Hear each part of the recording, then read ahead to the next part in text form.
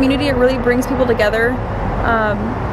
You know, people band together when they have these goals of getting healthier, lifting weights, and I mean, we do things, you know, we've worked with the zoo, you know, we want to help charities, and I think that the big gyms fail to do that kind of stuff with the community because they're so corporate based. And this place really treats their employees with so much respect and admiration.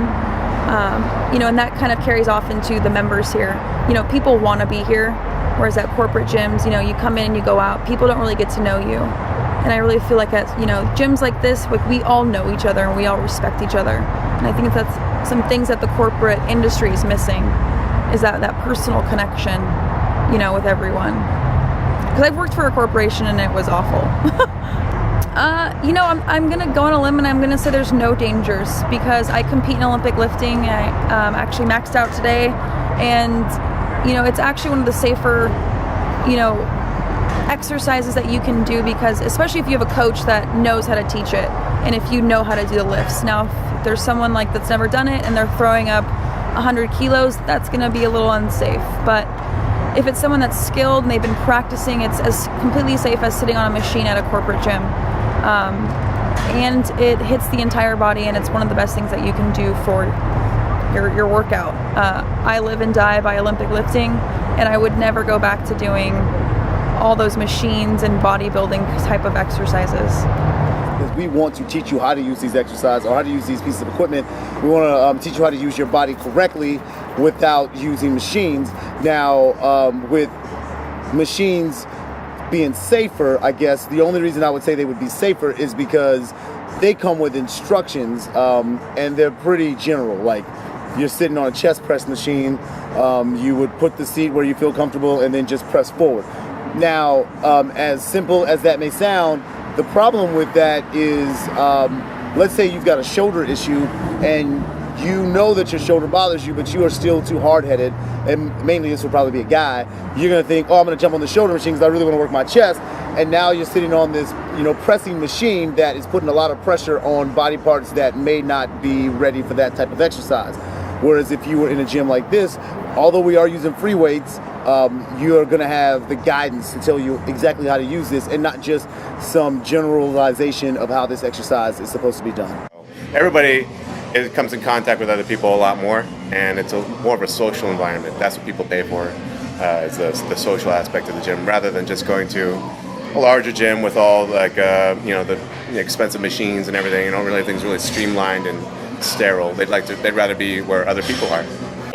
You're exposing your body to a certain amount of stress, and it's up to the trainers to control how much stress you are given over a period of time, and so your body can adapt to it.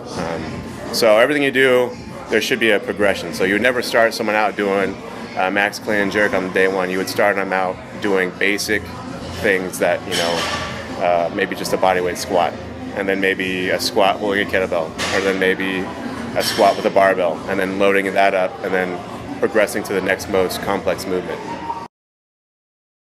And I think there's a misconception about, like, how much it costs to stay in shape. It's more expensive for you to go see a doctor, for you to take prescription pills, for you to live a lifestyle that is completely non-conducive to a healthy lifestyle than it is to live a healthy lifestyle. It's far less expensive to come to a gym on a weekly basis and get yourself in shape in the long run. I mean, heart surgery isn't $20. You know, it's not $200 a month for a new liver or a new kidney. Like, those are expensive items, and the reason why we find ourselves with failing health rates is because people don't want to take the time to invest in their bodies as much as they would prefer to invest in these lifestyles that are not healthy at all. So I think small gyms can have an impact because we create much more of a communal effect than maybe some of the larger gyms. Larger gyms' ideas of giving you a healthy lifestyle is just saying,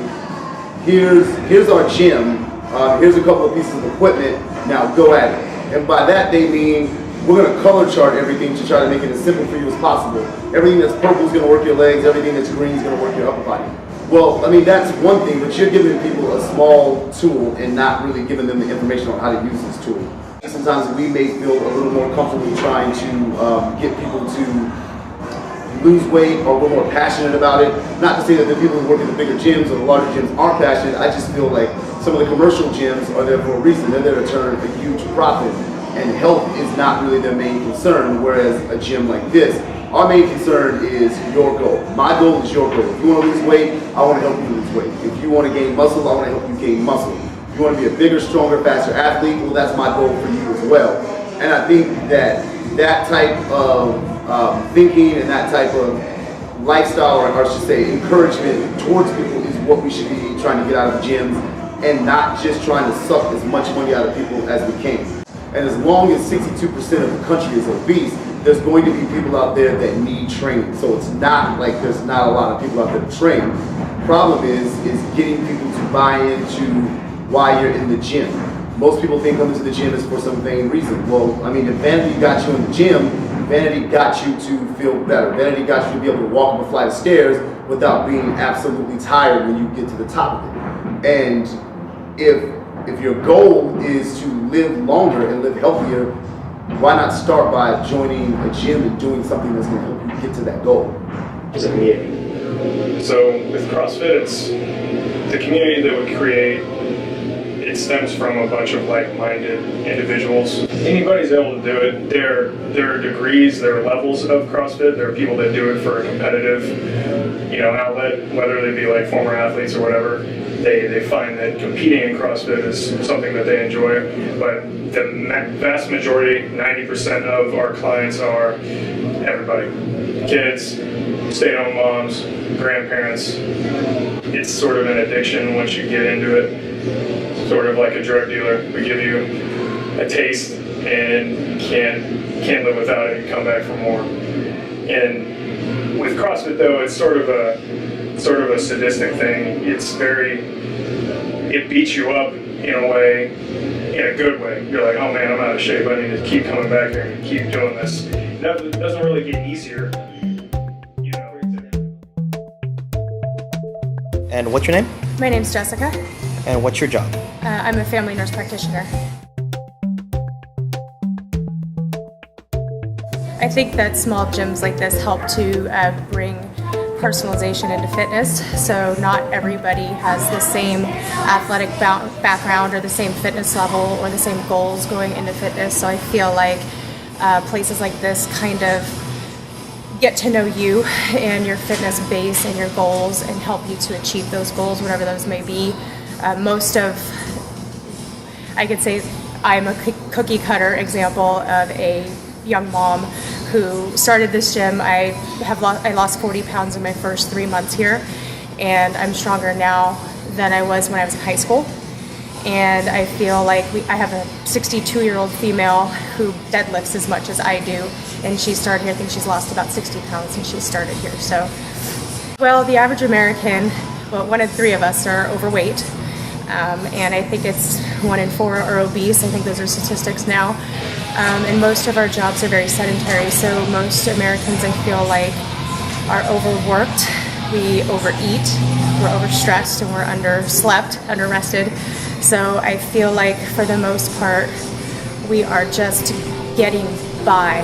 We're just kind of drifting through life unhealthy, and we don't even know it.